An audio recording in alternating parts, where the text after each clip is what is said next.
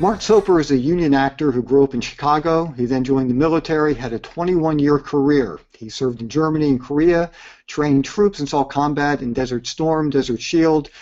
He spent his last years in the military training troops to become officers at the Officer Candidate School at Fort Bragg, North Carolina. And he retired and wanted to pursue his first dream, a career in acting.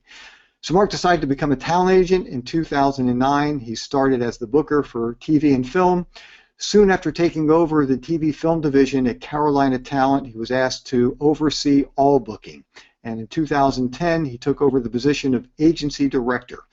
Mark still takes acting classes that he feels will help him in the industry and that will help him to help the talent he represents. And being a talent agent has become the most important part of Mark's business life and is truly his passion now. And you can read all about Carolina Talent at carolinatalent.us. Just make sure it's not .com, it's .us. And welcome, Mark. I am so glad that you are here today. Really excited. Great. I'm really excited about having you as well. And I guess the very, very, very first thing I wanted to say, and it's a little bit of a disclosure and a little bit of a disclaimer. One is Mark is my agent. He's great. Been working with Mark for a while, and I guess the one disclaimer that I wanted to make, look, throughout the entire workshop here, I'm going to be asking Mark how he would go about doing things and what he likes to see and things like that as far as talent goes. I just want to make sure that you know that not all agents work this way. Mark does some things that very, very, very few agents do. And so you might hear him talking about doing some things that makes you think, well, everybody does this. Well, not necessarily. So what would be really good if you hear about something that Mark offers to talent and maybe your agent doesn't, you're going to learn about ways of bringing it up, talking with the agent, and seeing if you can get the agent to do those kinds of things for you. So anyhow, I just wanted to point that out. So the very first thing I think that would be really helpful here, Mark, is would you just explain what exactly is the job description of an agent? Well, what I feel the job description is, Aaron, is our job is to take the pool of talent that we have selected to represent, and it is to market them in every avenue that we have accessible to us. Whether it's through direct contacts with our clients, whether it's through the websites that we're using, whether it's through a specific project that we've created and then we're reaching out to the client. And also, you know, it's an agent's job to work with the talent and figure out where the talent wants to go. And sometimes, you know, sometimes that may not coincide, which then, you know, that's when you got to figure out, okay, is this the right agency for me? If I have a model that comes into me, and I'm talking about a model at this point, but you know, that strictly just wants to do promotional modeling. You know, my thing to that talent, I would say, here's what we have to offer in that realm. Understand that it's not going to be something that happens every day. It's not going to be something that happens every week, but we do have promotional modeling and we do book that. So if the talent is strictly, well, no, I want to do promotional modeling and I want to be working 2-3 times a week, you know, through that and doing just that, nothing else, that's probably where I would say to that talent, you know, well, maybe then we're not the fit for you as far as promotional modeling, you know, because we don't have it that often. Yeah, you know, it's an interesting point because, you know, the fact is, if you're working with somebody just to have numbers and the person's not happy, the talent isn't happy with their representation, that really doesn't do anybody any good because the talent's not going to be happy because they're not getting out there and going after the kinds of jobs they really want to get, and it doesn't make you look good as an agent because at some point talent's going to get upset. And look, everything about your reputation. And unfortunately, you know, sometimes, I know I'm kind of jumping here a little bit, but I find that sometimes agents get a bad name and a bad rep with some people because the talent is not getting the kind of work that they expect. And what they don't realize is maybe the agent really is doing everything they possibly can, and maybe it's the talent that needs to take a little bit more responsibility in trying to make more things happen. And then all of a sudden, people, the talent starts saying, "Well, my agent's not any good. They're not getting me any work." And so, yeah, and that's why it's really important to have a good set of communications with your agent, so that everybody's always on the same page, which, it's like any other kind of relationship. It doesn't mean that you're going to stay together, but if you can't communicate and you can't really talk to each other, then it makes it really difficult to have a good, powerful relationship. And that's, I like the fact that you said that, because what I don't like, and why part of the reason I became an agent, Aaron, and like you said in the beginning, I do things different than other agents, but there was a stigmatism that was created where agents are the power, they're the god, or they're the ones that are holding all the cards. And honestly, that's not true. It's that's been developed where, oh, I can't call my agent, I don't want to bother my agent. Well, you're the talent. This is your career. It's not the agent's career. It's your career. And you need to be proactive in that, and talking to your agent and saying, hey, I want to do these kinds of roles, or this is what I'm looking for, or I'm willing to do this. But you should be able to have an open communication with your agent. Now, please understand, when I say you should have an open communication, that doesn't mean you can call your agent every day and expect to talk to him for an hour every day about you solely. Make sure you set up appointments. Make sure you find out the times when they can talk. But I tell a lot of my talent that it's the old line, from Jerry Maguire, "Show me the money." And I think talent should be able to walk into their agent, if they've set up an appointment, and say, hey, I'm not saying anything's wrong, but can you show me what you've been doing for me over this period of time, so I can see that we're on the same sheet of music, so that I can see that we're going in the same direction that I think we should be going. And that communication needs to be there. Well, and that's interesting, because that is something that you offer, and just like I did say at the very beginning, I really don't know how many agents really work that way. Certainly in the major markets, people will have a list, and they will have records of submissions and things like that. I do have a feeling that in a lot of the smaller markets, it's just not done that way. And to walk into an agent's office, even with an appointment, and say, hey, I'd like to see all the submissions that you've done in the past couple of months. I don't know how many of them are actually going to have that kind of documentation. And I would also think that sometimes the agent might be viewing that as, hey, you're not trusting me, you don't think I'm really working for you. They might be taking it in the wrong direction, as opposed to just saying, hey, look, I'm trying to figure out what we can do together to make more things happen here. So maybe if we look at where I've been submitted, how I've been submitted, what kinds of projects, maybe we can discuss it. Honestly, though, I'm not really, look, it's always okay to ask, but I'm not really sure that many agents are going to have that kind of information for you. Well, the one thing I do want to tell you, Actors Access, which is the site that's used by the majority of the talent, and 800 Casting, which it's a prominent website that's used by most agents in the Southeast. Both of those websites have a button that the agent can click, and within seconds will print that report.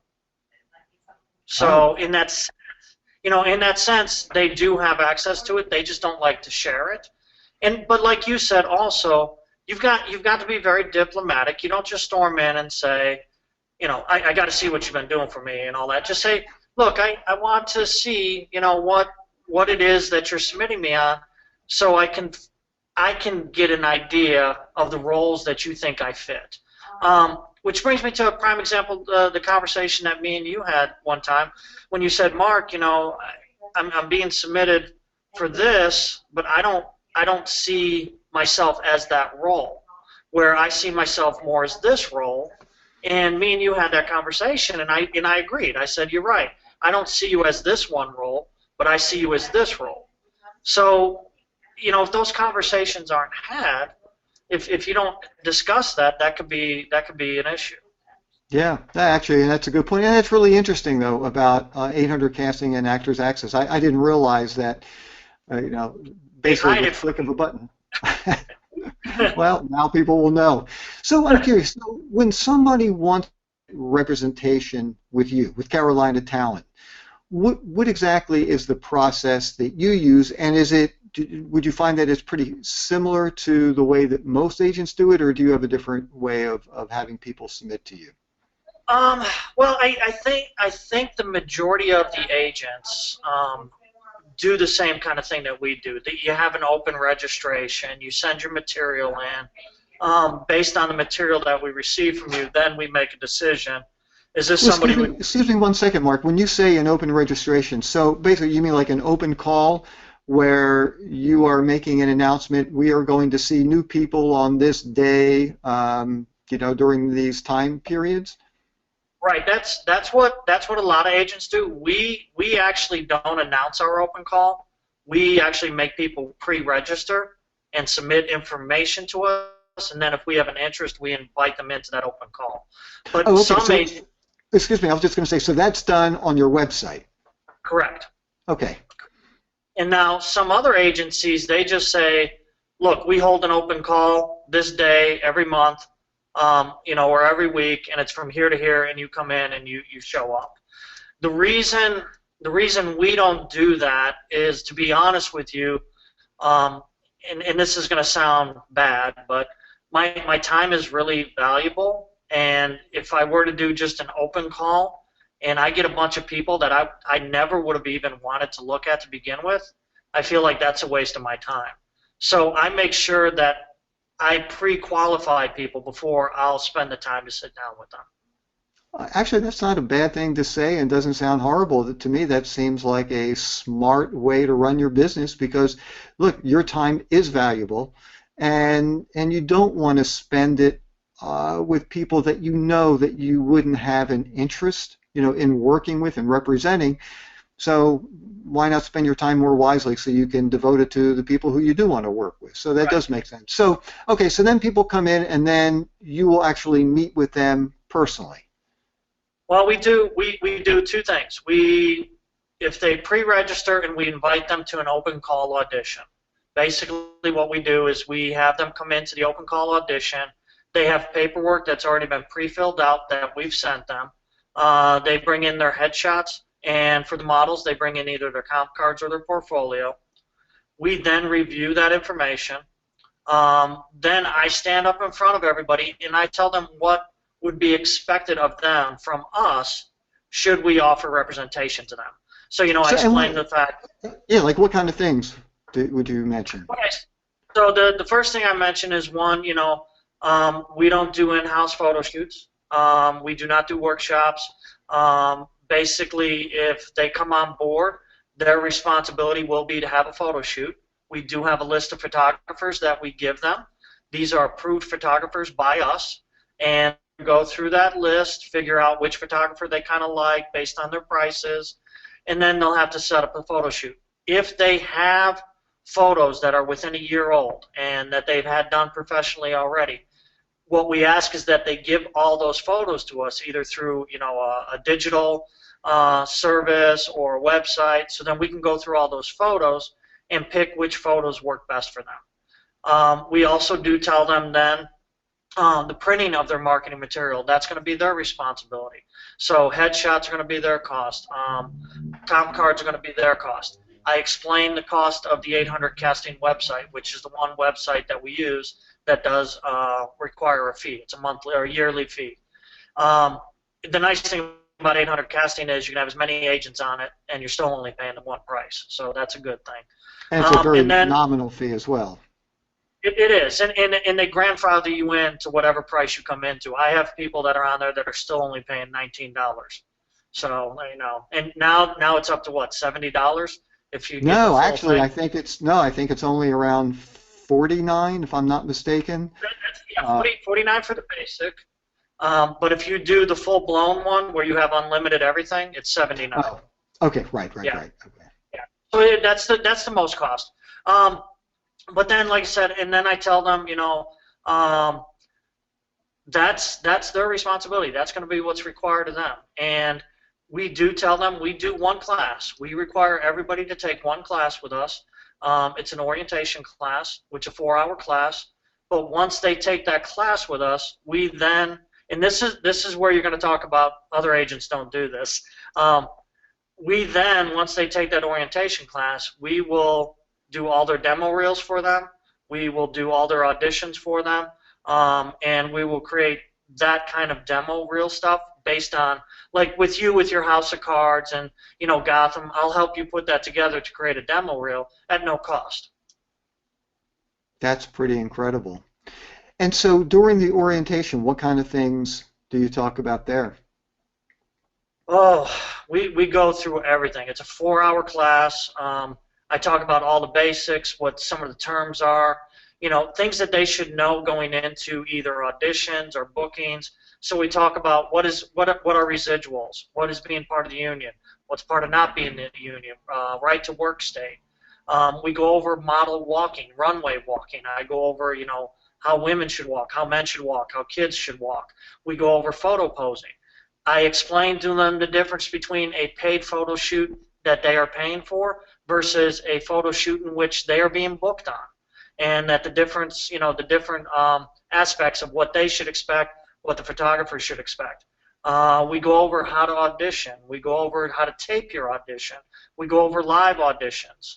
So yeah, it's intense. Pretty comprehensive. So I'm curious. So when someone comes in, and then at some point, during that, even before the orientation, when you are first just meeting with the people who you've pre-approved, do you actually sit down with people one-on-one as well?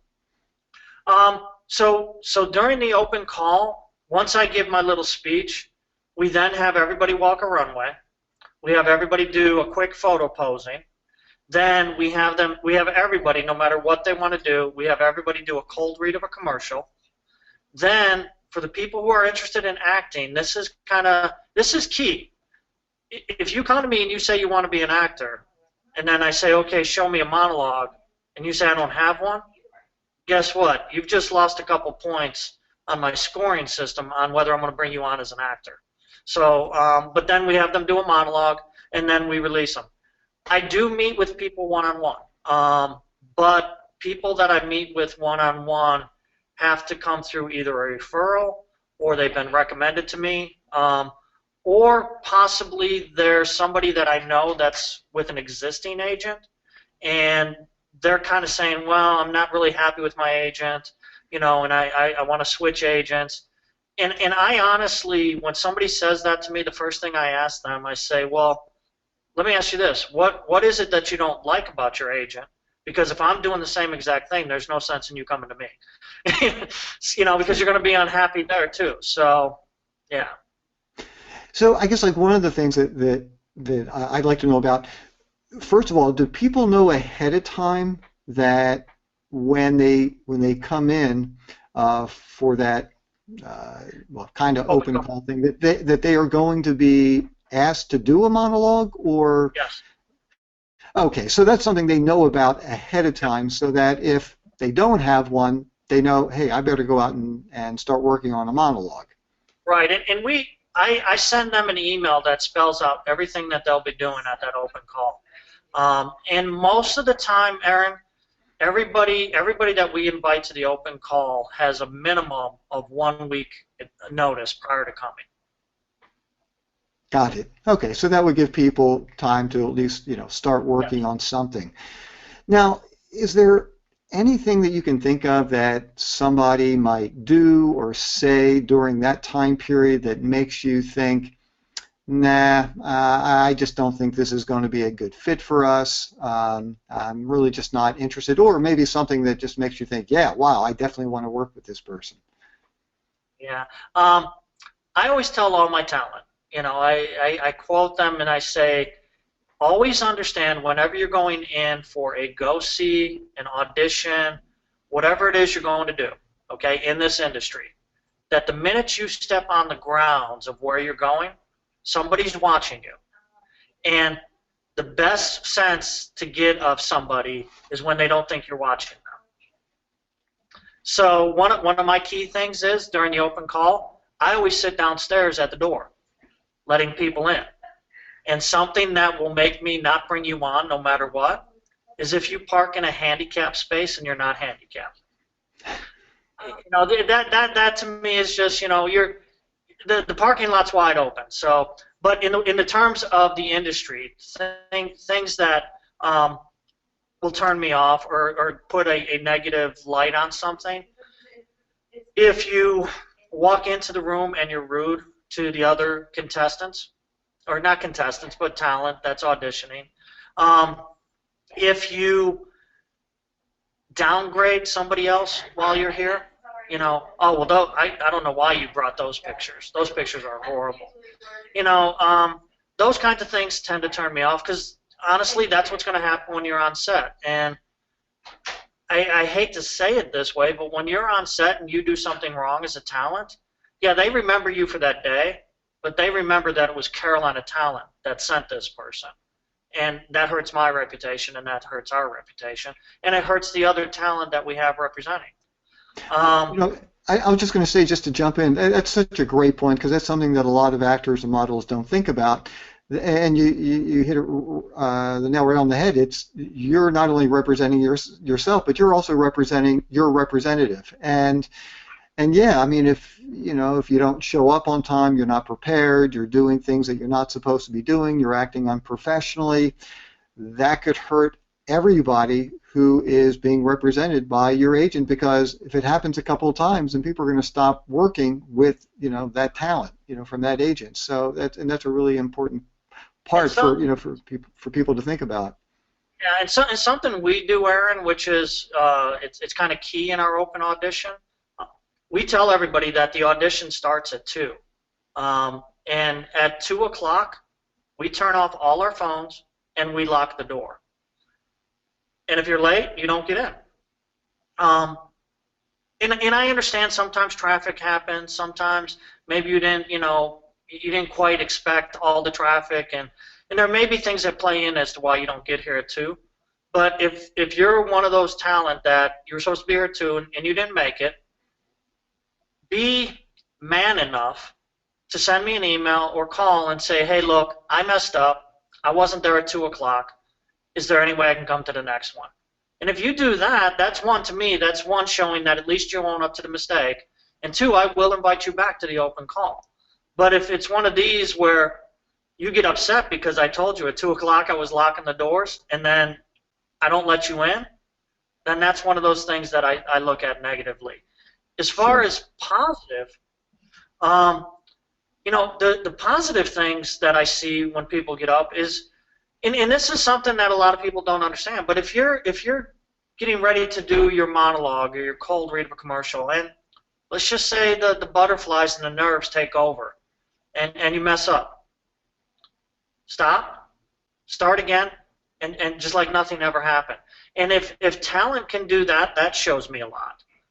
That shows me, one, that they're going to get flustered when something doesn't go quite their way. They're good enough in this that they can stop, regroup, and start over. So those are things. Sometimes it's really, what impresses me too is if a talent is walking in and they say, okay, you just had me do the runway, the photo posing, I did a cold read of a commercial, and I just did my monologue, but I also sing. Can I sing for you? Don't demand that you sing for me, but ask. And if I want to see that, I may say, you know what, I don't have time to do it right now, but when everybody else goes, let's step back and I want to hear your singing. Or I may say, yeah, give me 16 bars now and let me hear it.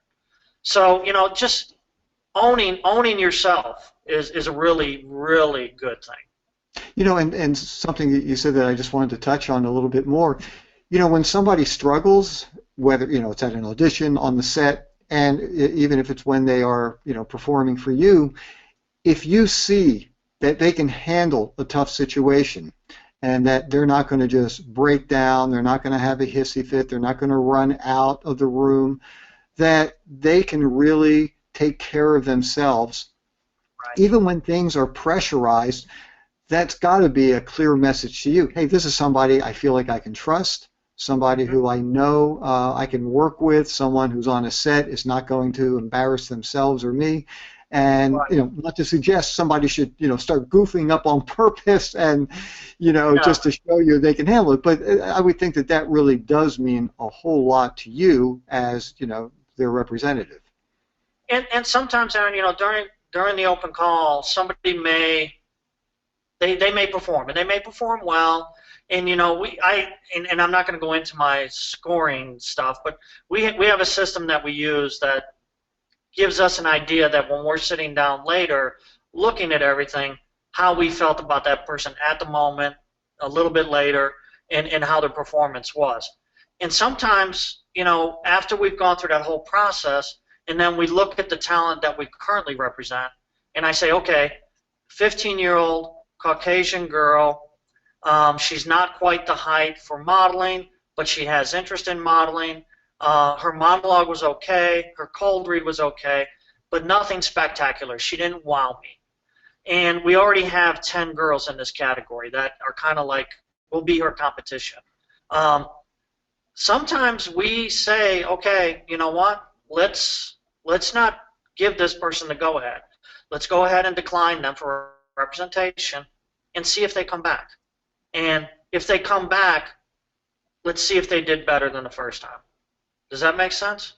Yeah, and actually, I do want to follow up with that, but before I forget this question, and because that does make a lot of sense to me, because people have asked me this a lot, when it comes to, you know, going to the open call, is there any kind of information you can give? And I've got some thoughts, and I'll share those as well, but I'd like to hear from you as far as what kind of wardrobe, how should people dress when they're coming to the open call? Okay, for us, we're very specific. We say if you're a model and you have any interest in modeling, females, skinny jeans and a fitted shirt, preferably solid color, preferably a tank top, and heels. Guys interested in modeling need to be in fitted jeans, dress shoes, and a fitted tank top or a fitted shirt. You're talking about fashion modeling, correct? Correct. Okay. Correct. As Now, opposed to commercial modeling. Yeah, now for everybody else that doesn't want to do that fashion modeling, they need to be dressed comfortable where we can at least see their figure. Yeah, and actually, that's interesting because that's what I tell people too. Make sure it's you know, form fitting so people can get a sense of body type, because that's a very important part of how you potentially could be submitted for projects. Now, would you also recommend, or does it not matter at all? Let's say there's you know, an older guy, and you know, he would kind of be getting the role, being submitted for business guy, doctor, lawyer, professional. Would it be inappropriate for him to kind of dress in a way of how he would be submitted for projects? Yeah, no, I'm fine with that.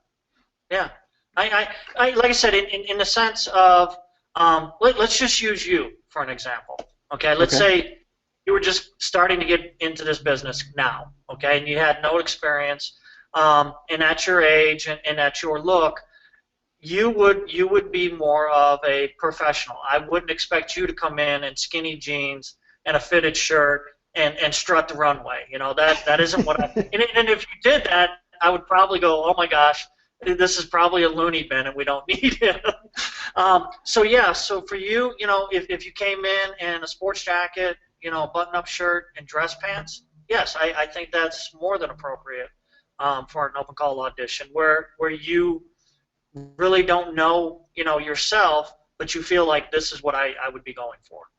And just like if it was a, you know, younger mom, kind of like yuppie, you know, soccer mom, dressing that part as well, which, you know, it might give you, not that you would necessarily need that, but maybe for some agents it's kind of nice to bang people over the head with a certain look to say, see, this is my type. This is a, not to say I can't do other things, but I'm very marketable, and I think these are the kinds of jobs that I should be submitted for, and basically you're letting them see it.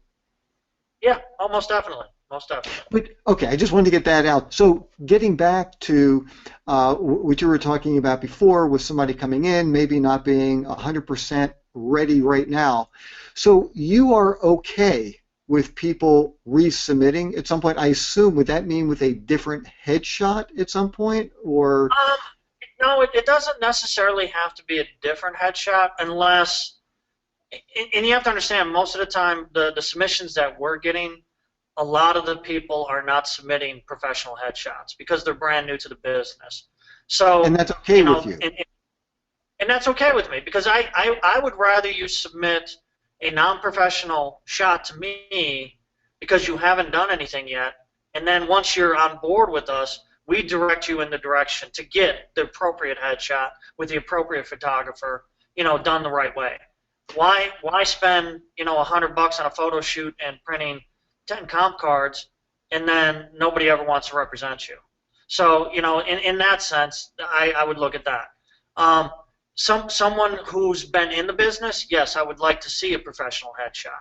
So if somebody comes to me and they have a resume and they've done stuff before, even if they haven't had an agent, but they've done stuff before, I'm probably going to expect them and hold them to a little bit higher standard of, yes, I want to see a professional headshot. I want to see that with you.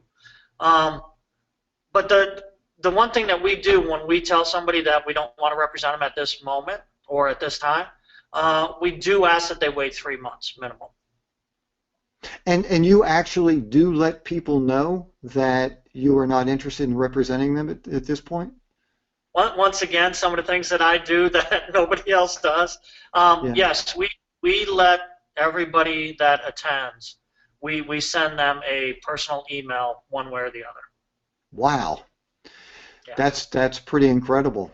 And so let's say 3 months go by and they submit again, and if they're just sending in a snapshot of themselves, I guess I would hope that they would at least try something different. I mean, because it's and then hopefully, now do you give any kind of explanation, or would you say, I just didn't think that your monologue, your cold read, was up to the standards that we need in order to submit you, or do you just say, hey, thank you very much for stopping in, we're not interested in working with you at this point? Right. It's a generic statement. We just say thank you for coming in. We just feel at this time that we are not a fit for you. And what we mean by that is we just don't see in you anything that we can do at the moment. So yeah, it's very generic. We don't offer an explanation. But what I do, and you can't see it, but there's a pile over here because we just did an open call last weekend. But there's a pile of my rejects that are over here, and I keep those for 2 weeks. If anybody calls in and says, hey, I know we got rejected, and is there any way you can give me feedback? I go right to those papers, I look at our notes, and I will give them feedback. But I don't do that unless they call. Now see, once again, and this is for everybody who's watching this, I cannot imagine other agents doing something like that. I can't imagine other agents basically allowing people to call and say, yeah, I was just at your open call, just checking in. You said that you weren't interested in working with me. Yeah, I was just kind of curious. Could you give me some feedback as to why? And I mean, honestly, that's not something that I would recommend that you normally do with other agents, because people just aren't going to take the time, to do that. And I'm just being very honest. So here is a suggestion. If you are going elsewhere to other agencies and you do go to an open call, maybe, or if you're just submitting a hard copy of a headshot and a resume or a comp card, and this is something I'm going to have in my new book. What you can do is you can always put together just a plain sheet of paper that has information on it like, yes, I'm interested in having you contact me about representation with a little checkbox. No, not interested in in having you represent me at this time. And then maybe one other checkbox that says we're not interested in representing you at this time. However, if there are any other agents that you think I would be a good fit with, please let me know. And then put that in a self-addressed stamped envelope, and you can have the agent's information on the return address. And that way they'll look at your headshot and comp card and cover letter, and hopefully they'll take that second just to check something off and mail it back to you. So that way at least you know, and you're not just wondering, what's going on here. That way you know they're interested, they're not interested. They're still not going to really tell you why, most likely. But I think that at least that way you can have some peace of mind. Like, I'd rather hear that I'm turned down than not hearing anything at all. So. Yeah, and one, in our pre-registration process, Aaron, we even email the ones that we reject from the pre-registration. So in that one, once again, it's a generic statement, but it basically says your application with us has been rejected for one of the reasons listed below. And then we list all the reasons why it could have been rejected. Whether it's the pictures weren't attached, the pictures weren't what we asked for, they didn't have what they were interested in checked, maybe they didn't have height in, maybe they didn't have weights in, stuff like that. So we do list that kind of stuff. Mm-hmm. And do you actually find that there are many people who you've said no to that have, for whatever reason, when they've resubmitted, you've changed your mind and you've gone to a yes? Yes. Yes. Not often, but normally as humans we leave out information because we know that's a disqualifier, and lots of times the reasons we reject talent is due to height, and lots of times when I get the pre-registration and the height's missing, I can look at the picture and I can kind of guesstimate how tall they are to begin with. But then they will come back and they will put their height in, and then sometimes sometimes I'm surprised. Sometimes it'll come back and they'll say, "Oh yeah, no, I'm actually 5'9", and I'm only 14 years old." So in that case, when they didn't have that information earlier, I probably said it was just a generic rejection. No height, no age. I don't know anything about you, so I'm rejecting you. And that's part of the old adage, following instructions. The most important thing I can say to talent is follow the instructions of what they're asking for, because so many casting directors, so many agents, whenever you're submitting this stuff in, if you don't follow their directions or follow what they're asking for, that's a key thing that when you show up on set and they say, I need you to stop on this mark, or we need you to turn this way when we're snapping these pictures, you're not going to do it. And that's their first way of seeing, will they follow directions? And I guess it must be a statement to you for someone who, was told, this time you're not interested, but they took that information, they decided to, really start working on a monologue. Maybe they took an acting class, they studied with somebody privately, they put together some new photos, whatever it is, and then they resubmit. That's got to be a statement to you, is saying, boy, this person's really devoted here, this person's really thinking in a smart way, this person really does not want to take no for an answer, and that's got to be a good thing for you to actually see somebody do. Well, and the other thing that I always tell, that we say in all of our stuff is, what you have to understand, please don't let Carolina Talent be the agency that crushes your dreams or desires, because just because we say no, somebody else may say yes. And if it's your passion, it's your drive to be in this industry, keep doing it. Keep trying until you find that person that's willing to work with you. There's many talented people out there that, the first dozen times that they tried, the answer was no, and they kept at it. And look, Danny DeVito. I always tell that story.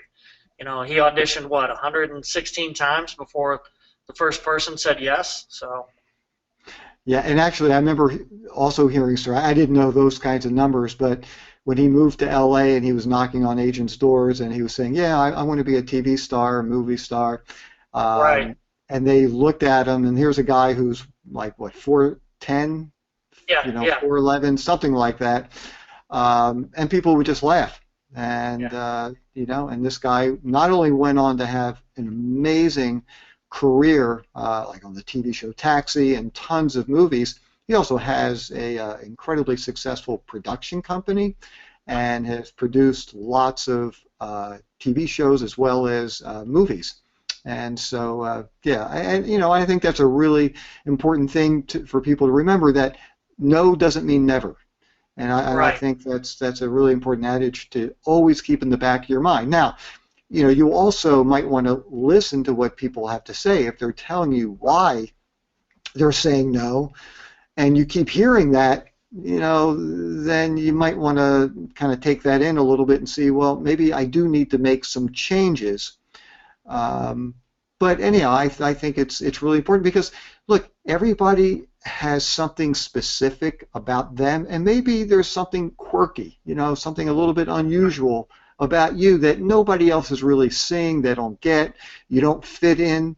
And just like you were saying before, maybe Carolina Talent might not be the perfect agent for some specific person, but maybe another agency is desperately looking for that specific type.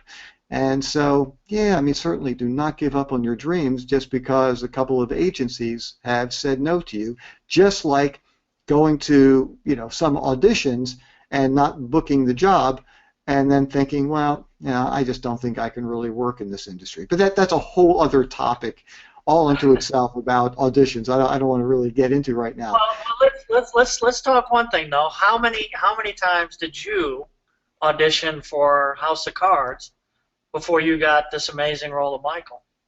Yeah, it took 15 auditions. And Yeah. yeah, and something, I know we've talked about this as well, and I also think this is helpful for people to hear. It's easy, especially if you are auditioning either for the same show or the same casting director for various projects. And every time you go there, you never book. Sometimes you might get callbacks, never book a job. And I know there are some people who think, look, apparently they don't like me. If they were really interested, they would have hired me already. I've already auditioned, 6 times with this casting director, and I always strike out. Why should I even bother doing that? And what people don't understand is it's just the opposite. They really like your audition. That's why they're calling you back. And for whatever reason, and there could be a million different reasons that sometimes has nothing to do with your acting skills, you are not the perfect person for this particular role. And so, that's something you always want to keep in the back of your mind. If you're getting called in multiple times, that is great. Booking the job, that's out of your hand. Doing a really great audition, that's something you have complete control over. And that, to me, that's winning. Getting the audition itself, that's the hard part. And just to kind of go on a little bit of a side note, I took a workshop with a casting director, and he was saying, this is mostly in the Southeast, actually it was Mark Fincannon from the Fincannons, and he said that typically for every role that he puts up in the breakdowns, he will get a minimum of 500 people submitting for each role. And I remember interviewing a commercial casting director in LA, and for commercials, he said easily 12 to 1,500 people are getting submitted for each role. And Mark was saying that typically, if I remember the numbers, somewhere like he'll have 30, maybe 40 people actually 30. audition. It is 30? Yep. Yeah, so out of potentially 500 plus people who are submitted, 30 people are actually getting the opportunity to audition. So just getting to that point, that is a tremendous accomplishment and something that you should not just take for granted. And that's why, with you, every time I get an audition through you, I'm thrilled. And once again, I have no idea whether I'm going to book the job. I'm very excited about getting that opportunity because I know it's hard, to get auditions. So anyhow, you brought up a really good point with that. Now, as far as working with agents out of the area, I mean, I know that you're based in Charlotte, North Carolina, but you do work with people in other markets as well, right? Right. Well, I mean, our main focus is, we're in North Carolina and we're exclusive for that, but we actually represent throughout the Southeast. And then I have what I call very, very key talent that I've brought on board that are outside of that, that are Baltimore, Maryland, New York, Chicago, LA, Louisiana, New Mexico, Colorado, Seattle. Those are, on my roster, those people of actors. And you can see them on, just go to our IMDb page and you can see where they're located. But, it is my talent that is not local, and what I consider not local is over 500 miles. If you're within 500 miles, I consider you a local talent. And something that I can work with locally. Outside of that 500, I consider you non-local, but then I'm representing that talent because they bring something to the table to us that we don't have locally, maybe. Got it.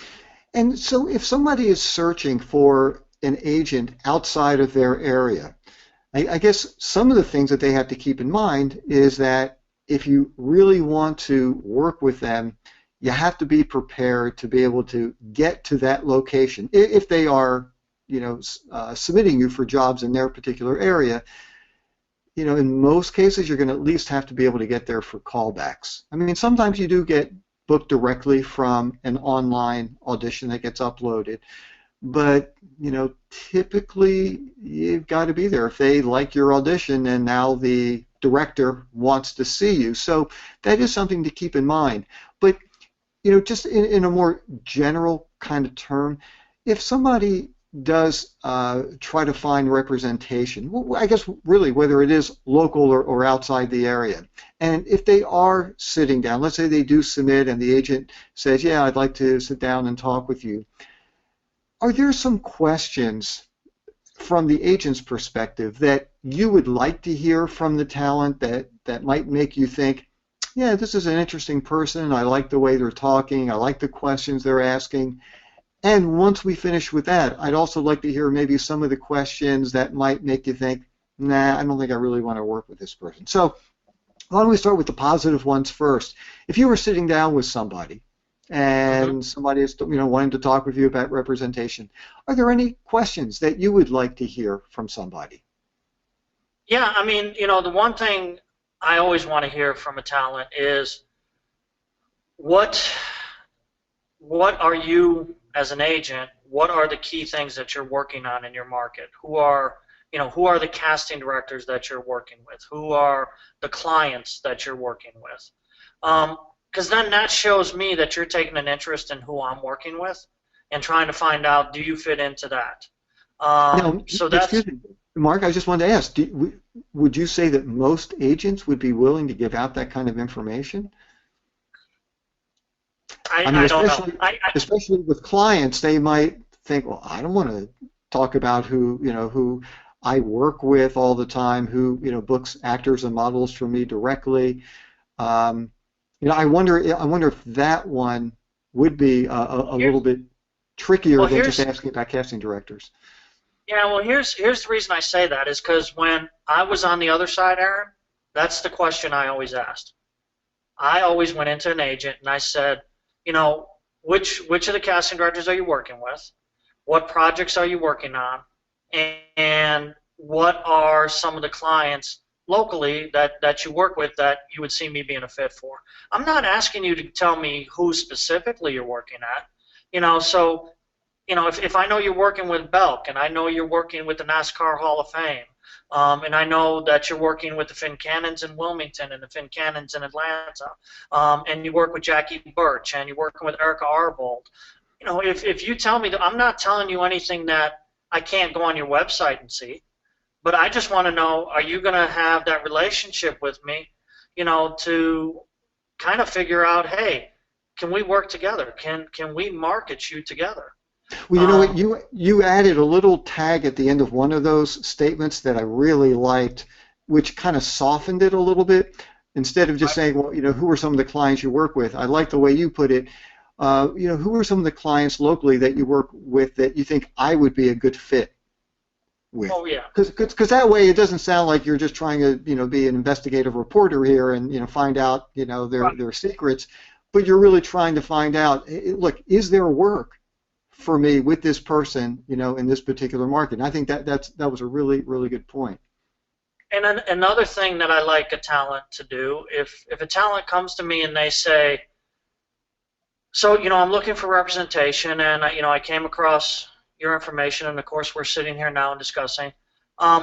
This is how I see myself. These are the types of roles or the types of projects I think I should be doing. Do you agree with that based on what I've sent you? So that's another thing, that shows me that you're putting work into this, and that you're not just going to go home and say, hey, great, I got an agent, wait for the phone to ring, which is what I don't want, That's the other thing. I need to see when talent sits down with me that they want this as much as I do, because your agent can't want it for you more than you want it. And those things become apparent as the relationship grows and develops. If your agent's saying, hey, I've gotten 3 auditions for you and you've turned down 2 of them because you didn't want to drive 4 hours. I don't know if a lot of the talent today doesn't remember 5 years ago when once a week, twice a week, 3 times a week, you were driving 4 hours to do auditions. Just to do, there was no taped auditions. There was no online submissions. You were driving to do live auditions. So yeah, and actually, just kind of go back into the caveman days. What I used to have to do, especially if the audition was just too far for me to travel to, I would actually videotape it. I would have a camera and shoot it on a videotape, on a VHS, and then I would have to find a FedEx drop mailbox and overnight it. And probably spend, I don't know, $30 overnighting this thing. And yeah, so things certainly have changed. But with the kind of question you were talking about that interests you about asking about the person's type, the other thing too that I think is so great about that is, if I were an agent, it's also telling me this is a smart person. This is somebody who's really thinking about the business. It's not somebody who's coming in saying, oh, can you make me a star? And just kind of leaving it at that. This is somebody who's taking things seriously and has put some time and thought into it, and they're trying to get information from you, the professional agent. And what can be really good with that kind of question, depending on the kind of response you get, even if you wind up not working with that particular agent, if you all of a sudden go to another agency and you're sitting down with that agent and you ask the same question, well, if you keep hearing the same things over and over and over again, that's an incredible information for you to use, and that will help you put together your next headshot. It will help you get a much clearer sense of how people are viewing you in this world, which to me that is such an important thing to know, because if you don't know, and it's not like who you are as a person, but it's how people view you, and because if you're not being submitted for the kinds of roles that people are viewing you as, then you're going to be banging your head against the wall, and that's why it's really important to get rid of any ego, because if you're thinking, well, I'm just like this beautiful, incredibly handsome person, I should always be the leading person. And, you know, if you really have more of the girl next door kind of look, and you're not using that as your strength, Right. then that's going to make getting work very difficult. It's going to make getting submissions very difficult, and it's going to be hard for an agent to want to continue to work with you if you're constantly trying to push heading in the wrong direction. So, anyhow, I think that's really good. And something I always ask when, you know, when we do our orientation class, I always ask everybody, I say, I want you to right now think of an apple. I want you to think of the size of it, the shape of it, and the color. And I let everybody think about that, and then I ask the question, who's thinking of a red apple? Who's thinking of a green apple? And who's thinking of a yellow apple? You know, and you get all these various hands. And the reason I do that, I go, now let me explain to you. You and your life experiences and what you've done, you've already decided whether you're a red apple, green apple, or yellow apple. But when you walk in to see an agent or you walk in to see a casting director, they're going to make you the apple they see you are based on their experiences. And your agent and you need to be working together so that when you go in, you know, are you being the red apple today? Are you being the green apple today? Or are you the yellow apple? You know, so that's yeah. It's very important that you know what you are, and it's very important you know what you're going in for. And also what your strengths are. Right. You know, because look, no matter what kind of look you have, whatever it is, use that as your strength, and don't try to fit yourself into, you know, a round peg if you're a square, because it's just not going to work. Now, I would tend to think that if somebody walked in, sat down, and said, "Hey, so how much money do you think I can make this year?" You know, as like a leading kind of question. Or how long do you think it's going to be, you know, before I get a, you know, TV show? You think it's going to happen in the next couple of months? I would tend to think that things like that are not going to ingratiate you to that talent. Well, I get asked that a lot, Aaron. Believe it or not, that is one of the most common questions. How much money am I going to make? How long do you think it'll be before I book? You know, what do you think you're going to book me on? And basically what I do is I reach down in my drawer here, and I go, oh, my crystal ball's missing today. I'll have to get back. You know, so I wish I had that crystal ball. That'd make my life so easy. And what you have to understand is, you know, I want my talent to book, because if my talent doesn't book, I'm not making money. So if I knew that, hey, Aaron's going to come in and I'm going to get him on, and I'm just going to list some of your credits, which they're not all mine. So, but Aaron's going to book House of Cards. He's going to book Gotham, Rectify, Halt and Catch Fire. He's going to do this printer. If I knew that all up front, and I knew the days that was going to happen, and how much money was going to be made, well, then I could sit back and just bring in the talent that's going to make me money and not really work. Does that make sense? So yeah, it's, you know, that is a question that I'm just very straightforward with them. I said, I can't answer that question, and nobody can answer that question. I can say, I think you're going to get a lot of opportunities, and these are the kinds of things that I think I'm going to be able to get for you, and I'm going to submit you for, but we're putting it in somebody else's hands, and it's their decision, and that's what we're hoping for. And you know, and that's the important thing that I think a lot of talent, they just don't understand, is that the agent can't get you a booking.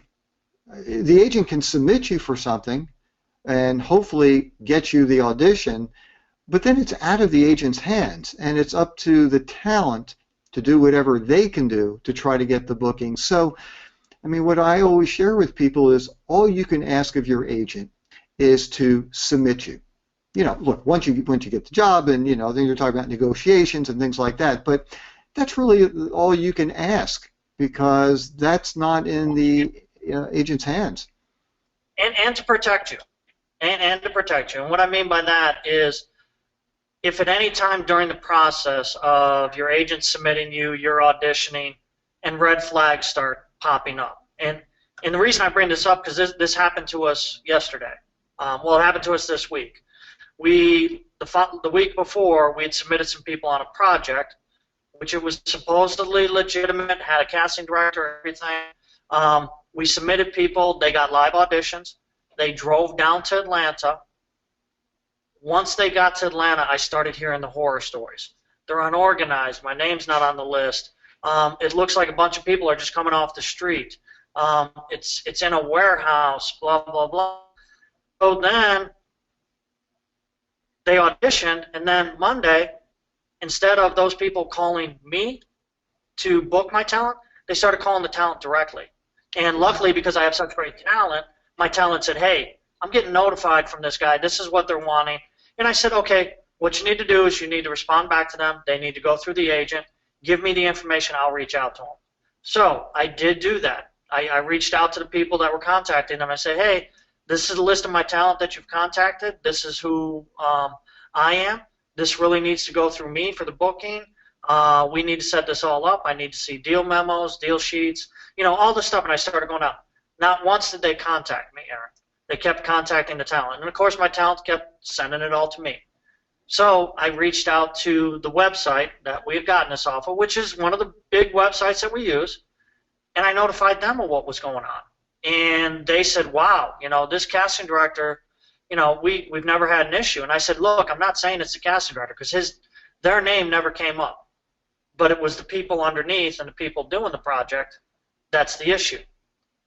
We got an email today from that casting director saying, I am not involved in this project, nor am I working with these people, or am I associated with these people. Please disregard anything dealing in this, and also please understand that because they were able to do this, they do have your information, and you may want to let your talent know that these people may be contacting them, and if so, not to work with them. So, wow. And it happens. You don't like it to happen, but every once in a while, about once every 2 or 3 years, something like that happens. It's an interesting story, and it just kind of reminds me also a little bit when you're just talking about protection. There have been things that I talk about in workshops as well. Let's say you do have an agent, and let's say it's not exclusive, and you are marketing yourself. You book a job on your own. It is true, you will be able to save either a 20% commission fee if it's a commercial print job or a non-union acting job, or a 10% commission if it's a union acting job. But I always say, you know what, I think you're better off sending it through your agent, even if the agent had nothing to do with the job. And it is true, you will be paying a percentage, but it's well worth it to you for a variety of reasons. One of them is just like you were saying, the agent can follow up and make sure that this is a legitimate job, that everybody is doing things by the book, and that's really an invaluable service for you. And the other thing too is you are showing the agent that you're marketable, that you are booking right. jobs, and those are the kinds of things that helps the agent know, yeah, this is somebody that I want to make sure that I, get out there and submit for certain kinds of projects because they're working, and that's who I want to submit. So, the other thing about that, Aaron, is the reason you have an agent, and I use this term loosely. Let the agent be the bad guy. Okay, let the agent be the one who says, no, 900's not enough. We need 2,000, or by the way, when we signed this contract, this was only going to air for 13 weeks, and now you want to put it on billboards as well. Well, that's an additional amount of money. If they're dealing with you as the talent directly, then there may be some sort of animosity when you're meeting face-to-face with these people because you went into a hard negotiation with them. When your agent, they'll just look at it and they'll be like, them dang agents, they're trying to get as much money as possible. But let the agent be the bad guy. That's what we're here for. Actually, that's a great point. Now, getting back to as far as working with people in other areas, certainly learning how to audition online is crucial for any actor who wants to try to work in distant markets. And once again, not to get into a whole workshop here about doing online auditions, but are there any specific things that you can share with talent so that if they want to work with an agent out of their area and know that they're going to have to do a lot of online auditions, Any like couple do's or don'ts that are really crucial? Um, do always get your audition back in time in case there's a an adjustment that needs to be made. So always make sure you give your agent plenty of time to review the tapes and still have time to submit it, or get back with you if the audition isn't quite what it should be. Of course, you don't want the backgrounds that me and you have going on right now, because you know a casting director will be like, "Well, Aaron, what? I'm not even watching anymore. I'm trying to read what's on your whiteboard back there." You know, I mean, if you look, there over there, that's our screening area. You can see we have a blank backdrop, which you know people come in and they audition, and that's what we. Let me get this back to where it should be. So that's where we do that. And you know, just like you, when you send in your audition tapes, you're on a blank background. Now, of course, when you got to do the slating, you know, things change because you got to get the full body shot. So yes, we're going to see the background. Good lighting, good sound, blank backdrop. Make sure that you understand that it's an audition. You're not recreating the TV show, not recreating the movie. You know, so I don't need to see the running. You know, I don't need to see, you know, the punching and all that. Minimal props when you do stuff, unless it's integral to the audition. I do know that, you know, I just did a workshop with a couple casting directors, and 99% of them said we never want to see you with a gun in an audition, and we don't want to see you doing this. You know, you do it like this. Do it like you're holding the gun. They don't want to see this either. You know, the old fake phone. This is back when, you know, the old days. So those are some things that, I'm sorry, I'm not quite centered there. Those are some things, you know, at the end of the day, it's about the audition. It's about the tape performance that you give. Everything else can be. And I was just going to say something you had mentioned earlier as far as following directions, which also is so crucial when you're doing these. Every casting director, every project, you're going to have different ways of slating. And I can tell, I mean, we've talked about this. Sometimes the slating process is more difficult and time-consuming and crazier than the audition itself. Yeah. Why they need to have things done in such weird ways, sometimes I really don't know.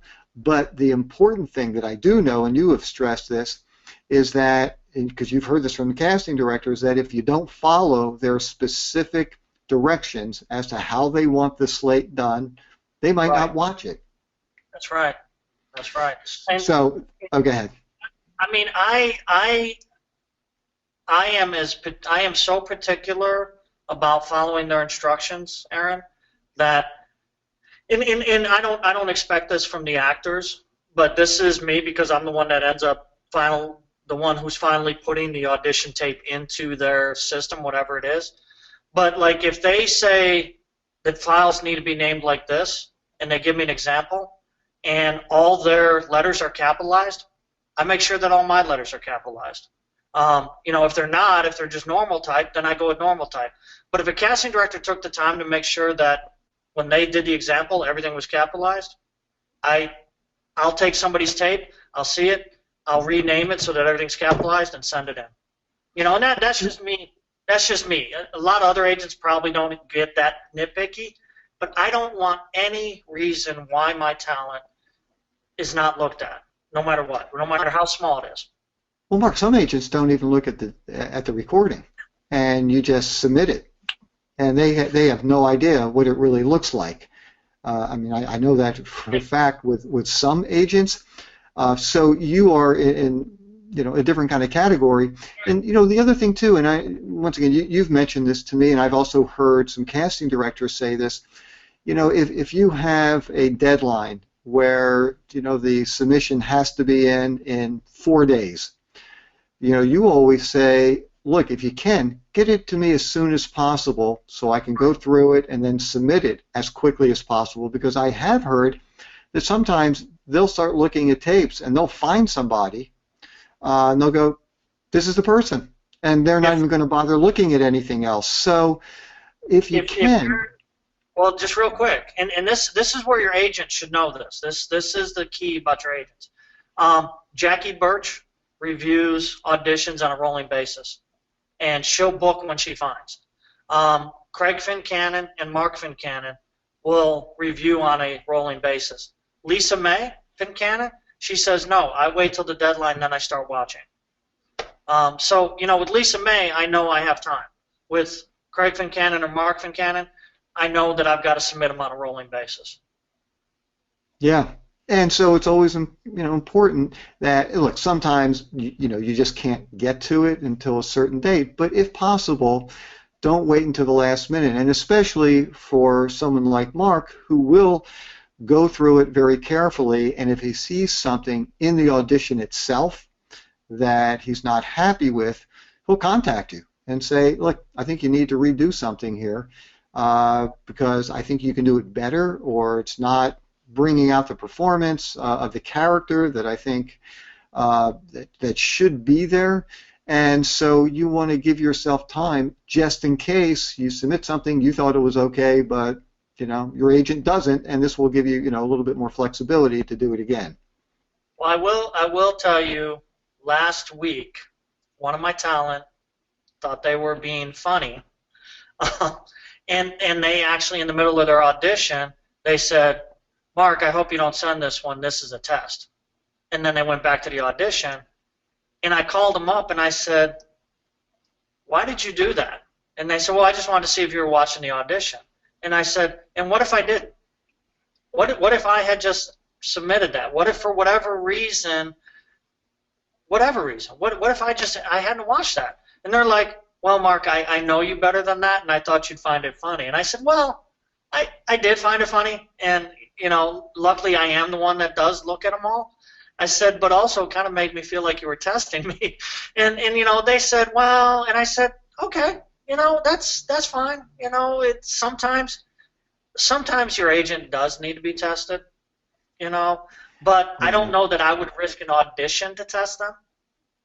Does that make sense? Oh, absolutely, because if for any reason, so let's say they were testing you and you failed the test, then they have a horrible audition. Right. And so who they they're hurt the ones losing out. Yeah. So just, and that's the other thing, you've got to trust your agent. You really do. It's a marriage.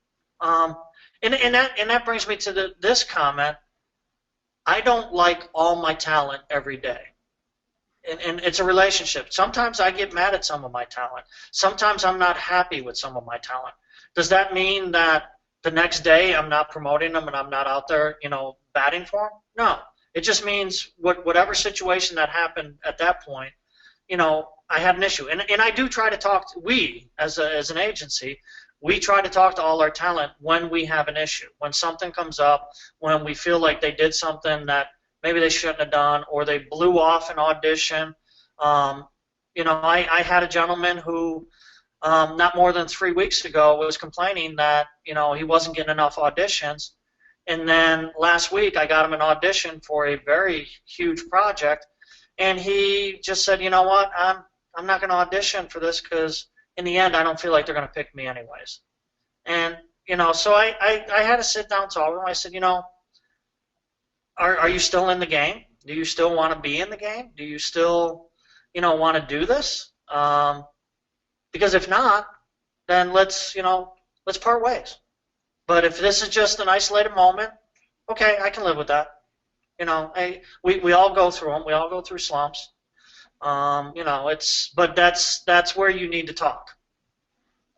Yeah, and the other thing too is, and once again, every agent does things differently. In some markets, especially if there's a client that the agent works with, they have the booking no matter who is submitted, and they'll just submit tons of people.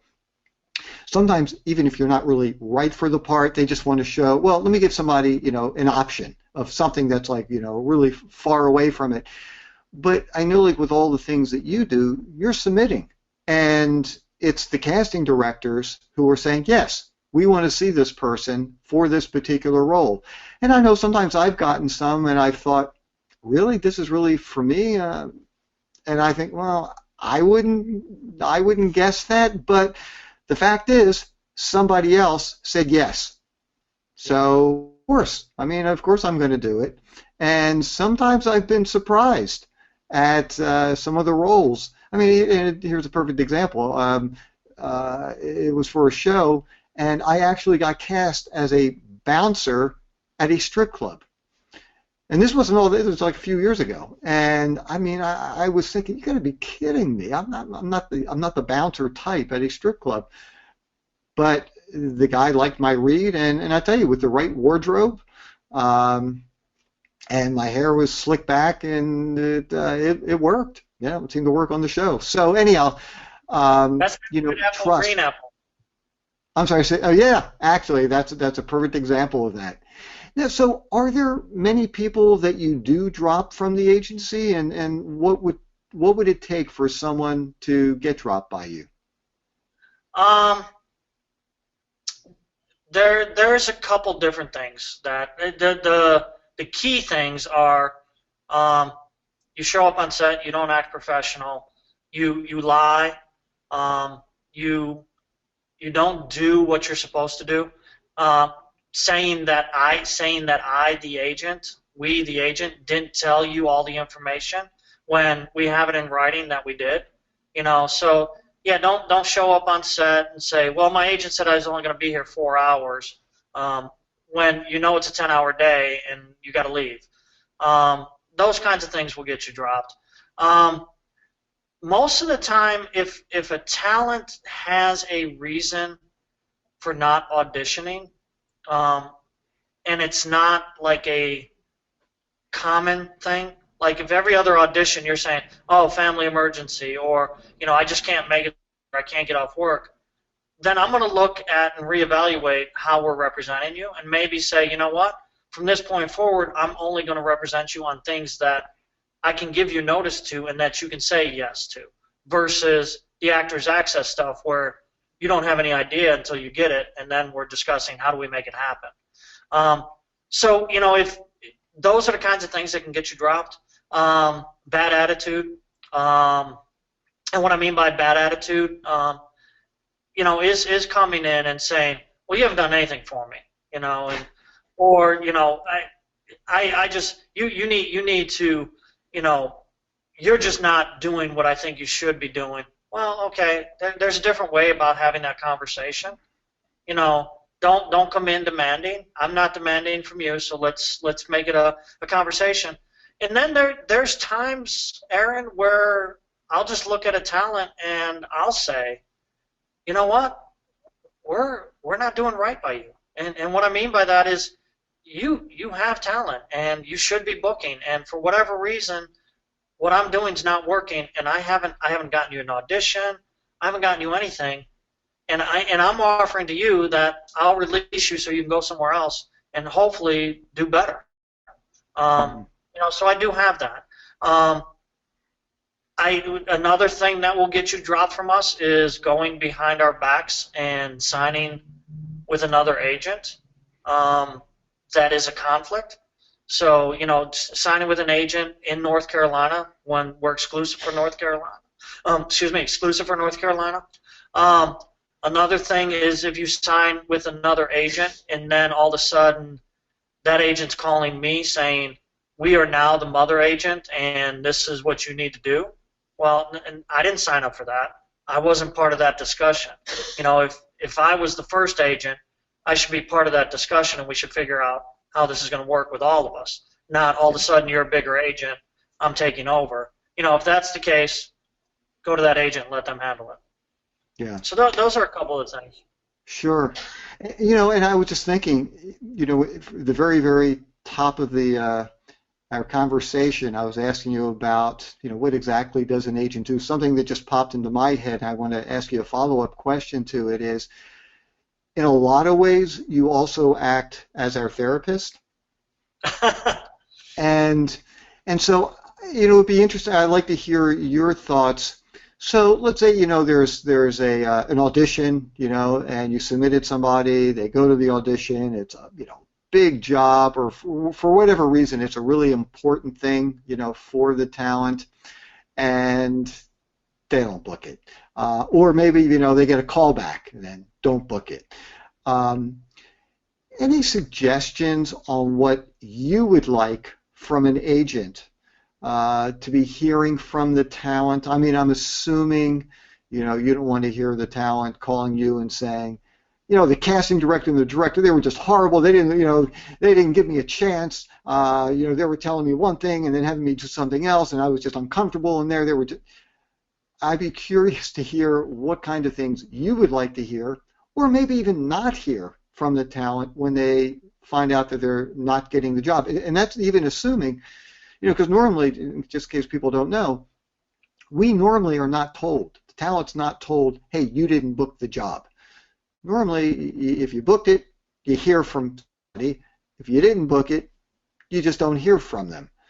So any suggestions on what you, the agent, would like to hear from talent when somebody gets either disappointing news or figures out they didn't get the job, and how to deal with it? Well, we're once again we're a lot different than anybody else. But and the other thing is, which you alluded to, there's no cookie cutter answer to anything that we're talking about. These are our views. These are the way we do it. So just understand that. But I actually like my talent to let me know what they thought about the audition. How do you think it went?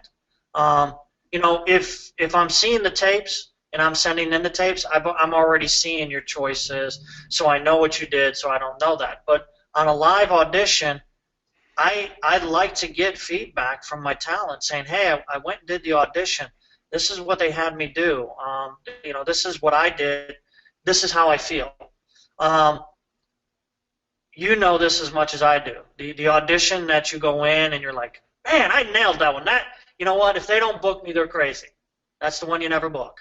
And it's the one that you go in and go, no way. I screwed it up. I spilled coffee on the table where they were sitting. That's the one you end up booking.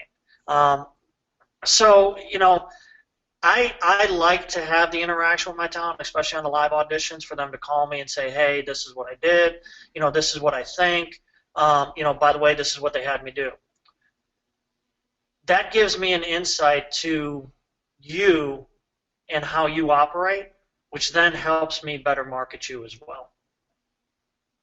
Now, do you ever hear from the casting director saying, wow, the audition was great, or what happened? It was a horrible audition, with this person. Or is that pretty rare? No, here's what we get. And me and you have had this experience where you go and you do an audition, and the casting director either reviews the tapes or we send it in, and I'll get a call saying, hey, we loved what Aaron did, but we need him to act this way, because this is how this character is. So we need him to be more timid. We need him to be more crouched up, not so open. So in that sense, if the casting director sees that you've got what they're looking for and they want to give you another shot, yes, I get feedback. But that's on the taped audition, though, you're talking about, the original tape audition. That's even on some live auditions. I'll get a call from a casting director that'll say, hey, we're bringing so-and-so back for a callback. In his first audition, he did this. Don't do that this time. We need them to only do this. So if there's certain things that they want to see or don't want to see, yes, we do get feedback. The feedback that you don't want to get is the one that I got probably 3 years ago. The casting director called me up and said, Mark, if you ever send that idiot over here again, we'll never work with you. So, and I called that talent up and I said, what happened? And you have to understand, this talent was very, very new. They hadn't been through the orientation class with us yet. I don't know where they got their ideas or their things, but that's the other reason why we created that orientation class was to make sure something like that never happened again. Sure. And then of course on the bookings, we just we want to book them. So basically, and once again, you might do things a little bit differently, but how would you feel, one of your talent calls you, 3 days, after the audition, the callback, hey, so did you hear anything? Well, the one thing I would say is you shouldn't do that. Right. Well, with me, you shouldn't do that because here's the thing. Whenever I get feedback, whether it's good, bad, or indifferent, I call my talent, and I have that discussion with them. Some agents may not, but I don't know why they wouldn't. But, if it's something we think you should hear, we're going to call you. I mean, I'm not sitting here going, oh, let me play with Aaron a little bit. I'm not gonna tell him anything. I'm gonna make him suffer for 2 days, or I'm gonna wait for him to call me and then I'm gonna tell him the information. That is a bad relationship if that's happening. Sometimes what you can do if you really think the audition was great and you just don't understand why you didn't get booked, you can call the agent and say, hey, you got a minute? Here's the deal. I just went and did that audition, and obviously we didn't hear anything back, or I didn't get anything. But if there's any way you can get some feedback because I really thought I did good, there is that possibility that they can do that. I have done that a couple times for some of my talent when we both thought it was a really good audition. They were on their second or their third callback, and it's more of I'm not saying why didn't you choose them. It's like what was it that the other person did that got them the job, Mm-hmm. and then we can figure out from there. Yeah, I guess the tricky thing. But first of all, it potentially could put you, the agent, in a somewhat uncomfortable situation because casting directors, I assume, typically don't want to hear from agents with that kind of questioning, and so you don't want to do anything that hurts your relationship. So that would be a very special kind of situation. But I also know that most agents, they don't want to hear from talent just saying, hey, did I book the job? Because they're submitting a lot of people are auditioning, and then they'd be spending all their time on the phone saying, nope, didn't hear, nope, didn't hear, nope, didn't hear, and basically, hey, if I heard, I'd let you know. So I know that is hard. It's one of the hard parts about the industry where you do something and then you're just left in limbo. And Right. you wait and you wait and you wait, and then you figure, well, I guess I waited long enough. I guess I didn't get it. Although sometimes, it can be an extended time period, and all of a sudden you're, hey, great news, you booked the job. And so, but typically I would not recommend that you call an agent and say, hey, did you hear anything? Because once again, you're just taking them away from what they really need to be doing. There were just a couple other quick questions, and actually these were some of the other questions that came in from people. There was a woman from Chicago, and she was saying that she was getting consistent work with her agent, and then the past couple of months, she just hasn't heard anything from them. Do you have any suggestions on what she should be doing with her agent just to kind of figure out what's happening here? Well, yeah, I mean, that's one of the things that, I think if she was consistently working with them, she probably has a good relationship with them, and she probably, I would say give them a call and say, hey, is there any way, I can get a meeting with you guys? I've gone into a slump, and I want to make sure me as a talent, I didn't do something to get us off kilter or to get us off track, and I want to make sure, we get back on track so we're both making money. Yeah, I think that's a great point, and I can tell you something that I've done in the past with some agents that all of a sudden I stopped hearing from, and I will contact them. I'm not going to just march into their office unannounced, and I will ask them, instead of, like you were talking about before, instead of pointing fingers and saying, hey, how come you're not doing anything for me? I'll just say, I just wanted to find out, I haven't heard from you in a couple months. Is there anything I can do to try to get more, things happening here? And that way you're not accusing the agent of anything. You're asking them for advice. And I think that frames it in a way that makes it a really good conversation instead of it turning into an adversarial one. So, I like that idea too, just having contact. The other thing too is, do you find it's harder for women to get work for plus size actor and or commercial model, or is size not that big of an issue as it was in the past? It's still one of those issues. Unfortunately, in this industry, that's the one thing. It's very superficial when it comes to that. And then lots of times for our plus size models, unless the client is looking for that, they want to book in the standard sizes and the standard looks. It's not so much a big thing in acting, because if they're looking for that look, they're looking for that look. And also, if it's more about the performance versus the look, it's not going to be an issue. But if it's a look that they're looking for, and they have to be, we're looking for a model type, yeah, they're not going to go for the, plus size model. They want the model type. So it plays in, yeah. I think I don't think it's as bad as it used to be.